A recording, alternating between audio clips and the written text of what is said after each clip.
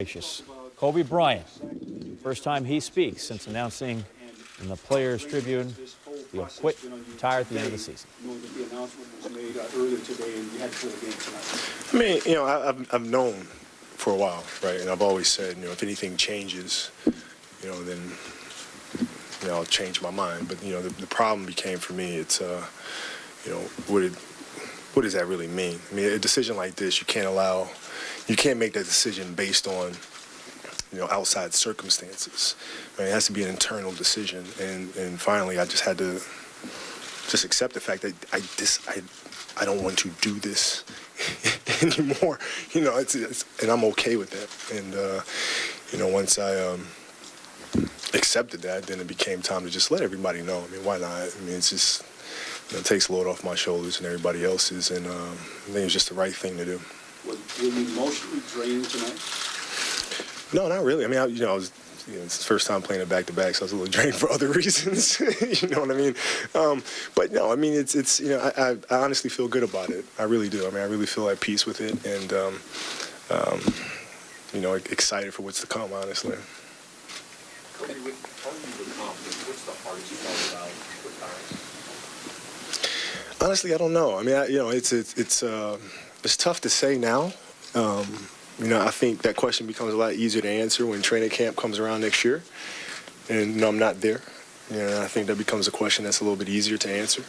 But right now, I honestly feel really at peace with it, And I've worked so hard and continue to work really, really hard, even though I play like shit. Man, I work really, really hard to try not to play like crap, and I just do everything I possibly can, and I feel good about that.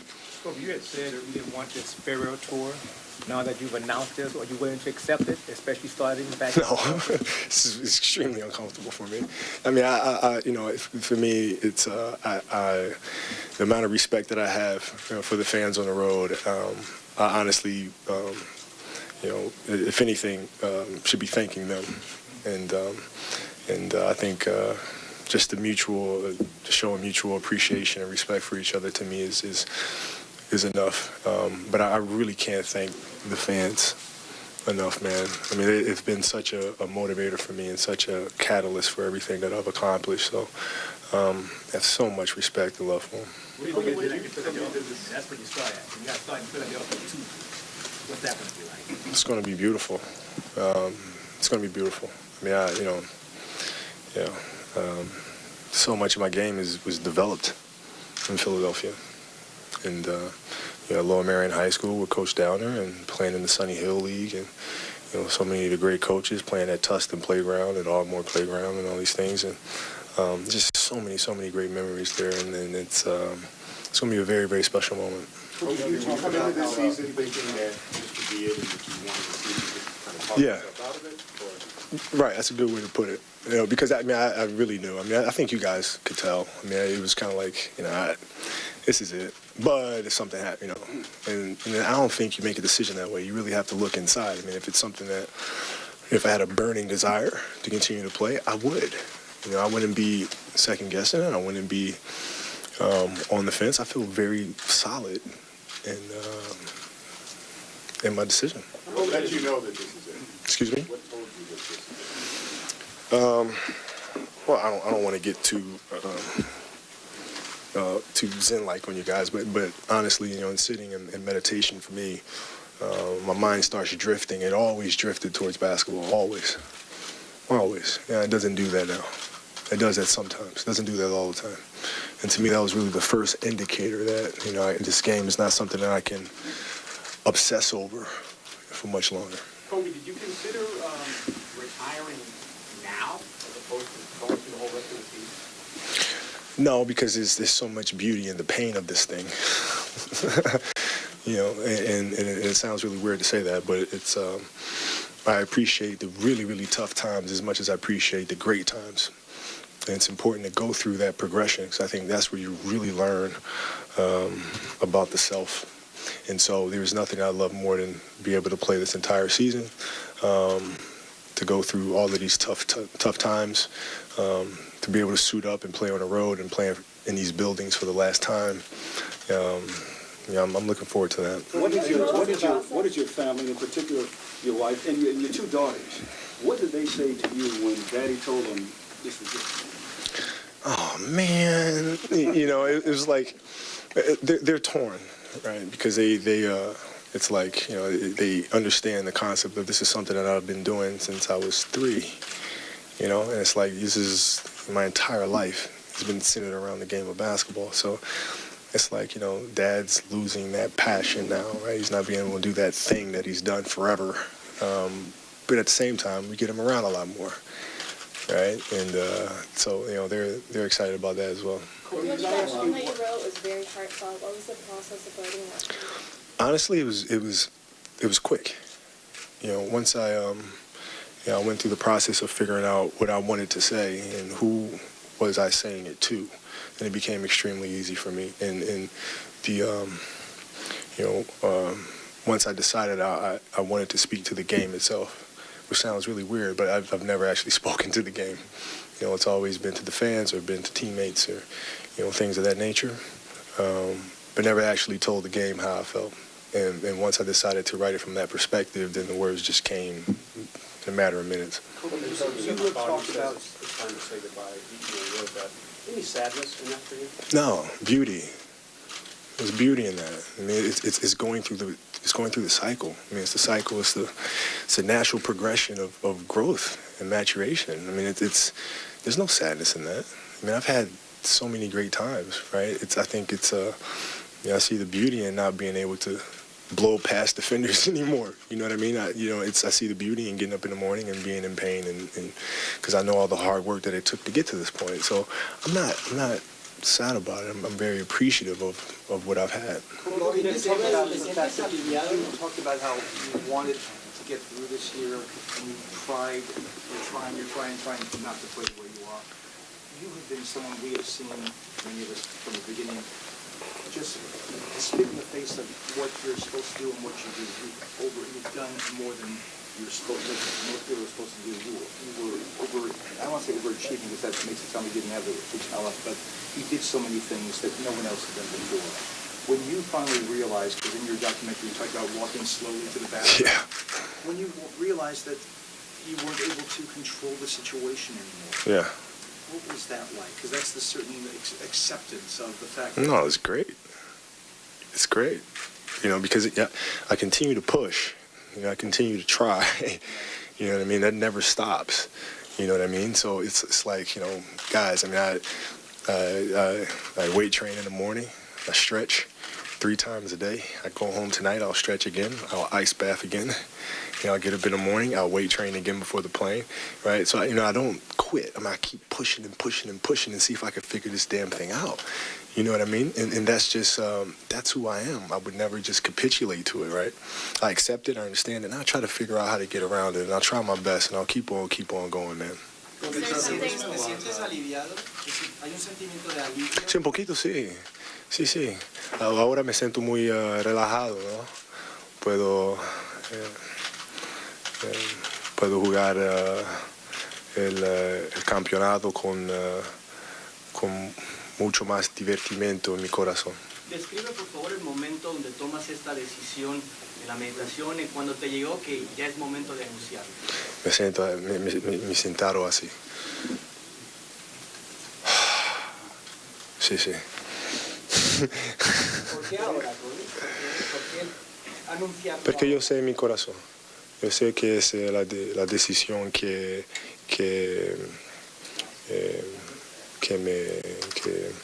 quiero, es la decisión razón. Y quiero empezarlo ahora, ¿no? Quiero jugar con toda mi fuerza, quiero jugar en Filadelfia, las otras ciudades, con mucho amor. Quiero decir a todas las ciudades gracias para todo y así me puedo divertir un poquito con el campeonato. No, triste no. Un poquito de orgullo, ¿no? Porque he trabajado muchísimo para estos 20 años. No puedo hacer más que hizo. Entonces me siento muy orgulloso de lo que pasó y soy muy feliz donde estoy ahora. Kobe, when fans came to the game tonight, they received a thin envelope, and in that envelope you wrote them a note. Why was that important to you, for you to give them? Ah, man, you gotta know how much they meant to me. You know how much they meant to me, and a letter doesn't do any justice, honestly.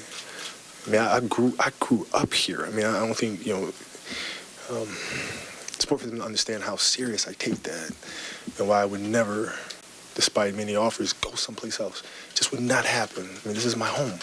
And I wanted to let them know how much they meant to me, how much I appreciate them. And even a letter can't do it justice. Kobe, you talked to before you made the decision. Is there someone that you called? There's a lot of players who've been in this kind of position before. Was there anyone, former players or coaches or anyone? No, I mean, I've talked to several players. I've talked to,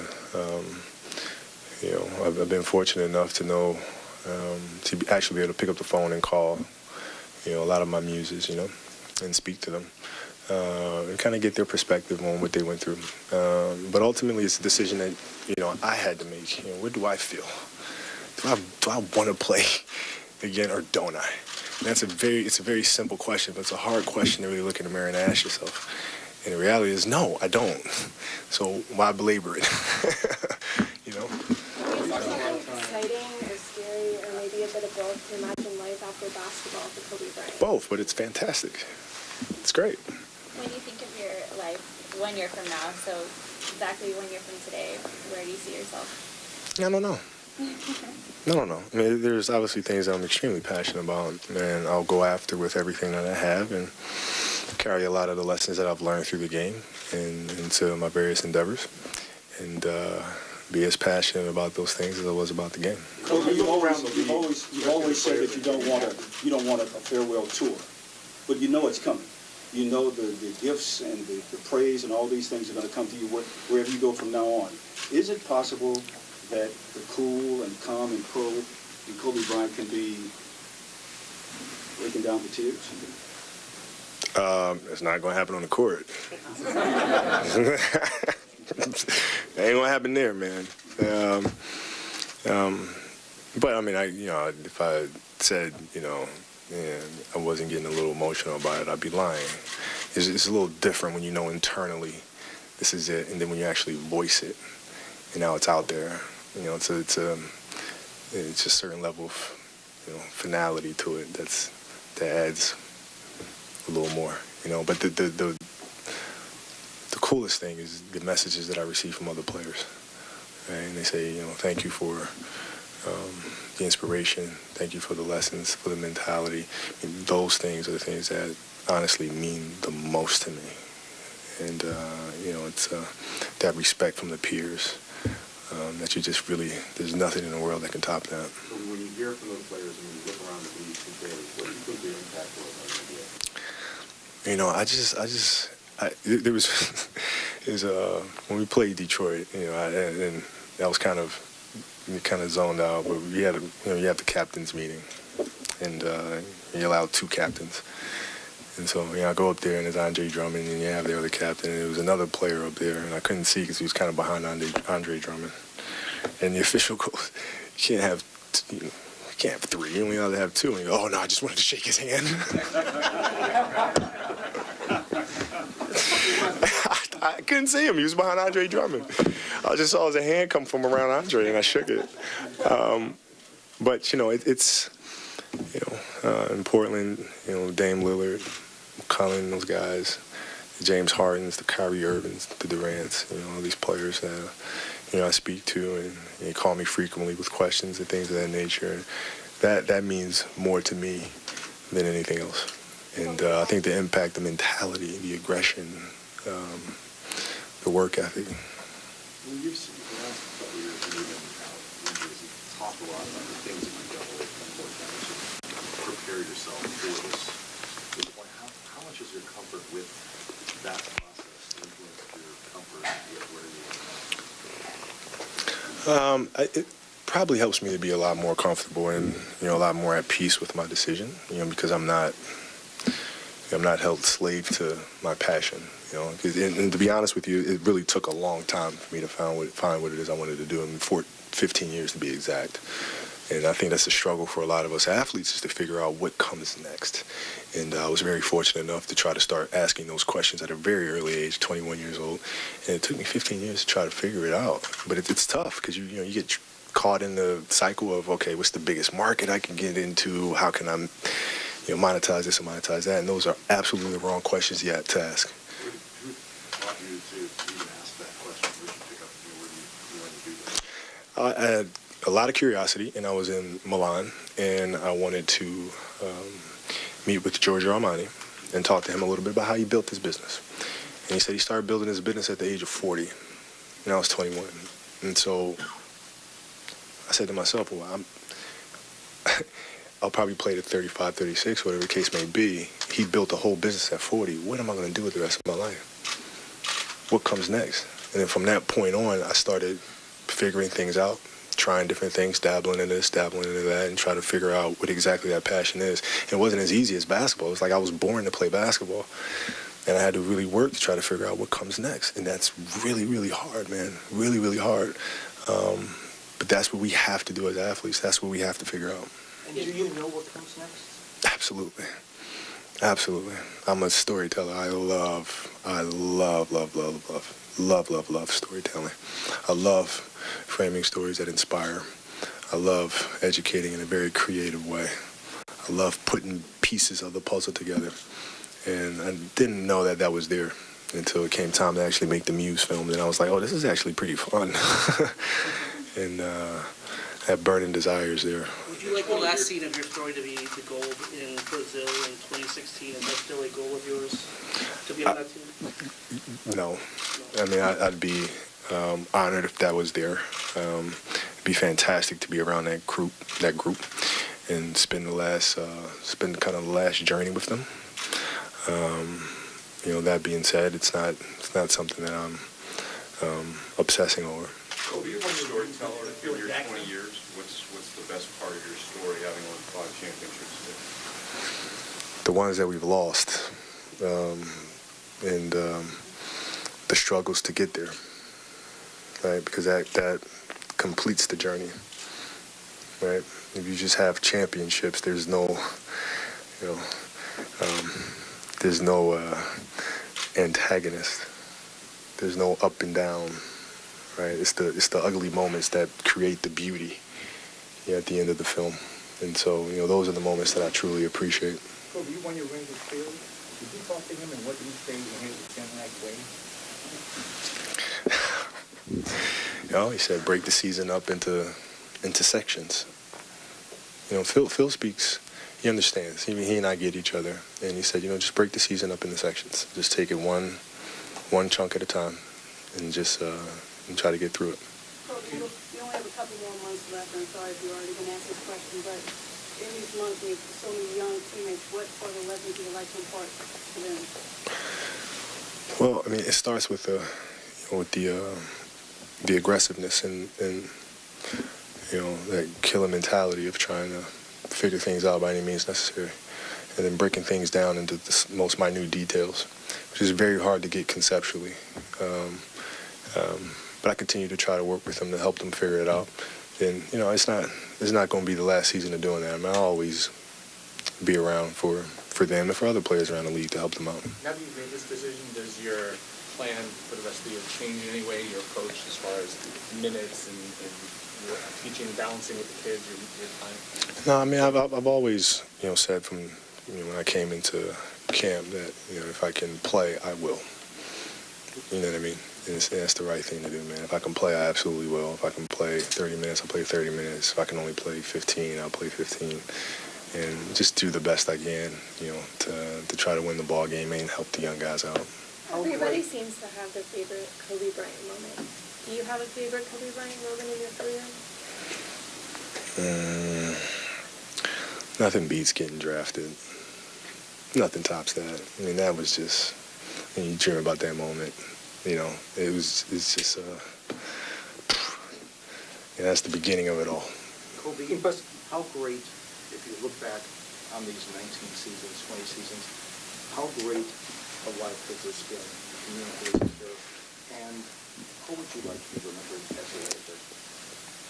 I mean, I just, the fact that I'm talked about in the company with Magic and, you know, Cap, and that's I've made it. That's enough for me, man. I was a Laker diehard growing up. You know what I mean? So, you know, that's good enough for me. And I've just been extremely fortunate. I mean, how many kids can say growing up, you know, that, you know, you turn pro, you're going to play for your favorite team in the world and spend your entire career there? I mean, it's been a dream. What's success for you for the rest of this season? What success? What would it be? Well, let's start by winning the next game. And it's really taking it game by game, honestly, and really following Phil's advice, which is just breaking the season up into sections and, you know, playing the game that's in front of you, trying to win that, and then move on to the next one and see if we can get better. Is there a mix of that with the young players versus now what your outlook is for yourself and then having this announcement? Is part of that switch? No, I mean, it's the same old thing. I mean, you just work extremely hard, you come out and try to play better the next game than we did the game before, you know, and continue to try to teach, continue to try to help, and try to improve my own play, and just, I mean, you know, just trying like crazy to get better. He's actually one of the first people that I told over the summer. And, you know, we've been in frequent contact. So what exactly did you tell him? This is it. And how the hell did you know it was it for you, you know, sort of thing. And, you know, we had some laughs, you know, back and forth about it. But the important thing for him is to just enjoy it, no matter what. Just enjoy it. You don't let anybody take that away from you, no matter what happens, you know, good or bad. And enjoy it, man. When did you make this decision? Obviously, it wasn't today. You had to get those cards printed for the fans. It took a minute. Oh, well, it's pretty quick. It's like, you know, I called the team and I said, this is what I'm doing. Okay, when? I'm like, well, like a couple days. What? You know, and then we put the wheels in motion pretty quickly. Last 48 hours. Pretty much. In passato hai detto che finita con l'NBA ti sarebbe piaciuto giocare in Italia, è una speranza. No, non posso. Cosa ha significato l'Italia? No, mi ha significato tutto per me, però il mio corpo non posso. Mi piacerebbe, però non posso. Are you surprised at all? Are you surprised at all that you sort of been able to embrace failures in the sort of the failures of your body, the failures you struggle before whatever it is? Yeah, I mean, it's funny. It's, you know, I've learned that you gotta roll with things. You can't resist things. You have to self-assess, and I'm pretty brutal about self-assessment, and then trying to get better and doing all you can to get better, and then you roll with whatever happens, continually pursuing improvement, you know, and I'm fine with that. I mean, look, I can see, I mean, I can look myself in the mirror, man. I've tried and worked extremely hard, you know, since I was a young kid, and so that's why I feel extremely confident. I mean, I left no stone unturned, man. I'm sure you never thought you'd ever play 30. You know, you got to be 30. Yeah. Some of the other guys we thought years away. Right. Now they're just sitting. So, I mean, what is it like to be the older guy when guys are 17, 19, 20 on this roster? Do you feel out of place in a sense? I feel like their grandfather. I mean, I'm not like the older guy. Like I'm the like triple OG. You know what I'm saying? Like LeBron and them, they're the old guys now, and I'm way older than them, right? So they're vets. I'm like a triple vet, you know. And it's fun, honestly. I remember playing Portland. We were playing Portland here. A kid from the bench said something to me. He said, hey, we're going to beat you guys tonight. I looked at him. I said, you know, I got one rule. If you weren't born when I started playing, you can't talk trash. It's a simple rule. And he just looked at, yes, sir. Yes, sir. No argument. You got it, man. Appreciate you guys, man. Thank you. Pretty revealing. It was very, and didn't seem totally comfortable with that, didn't he? No, I want to hear someone ask about the emotion. I thought the eyes were getting wet. Yeah. I thought he was sad about it. And again, late night cable, you heard a curse word. It's okay. We're going to leave that out for the re-airs. Say poopy next time. Yeah, we'll be in good shape. We're back with more Sports Center. Okay. Right after this. You are watching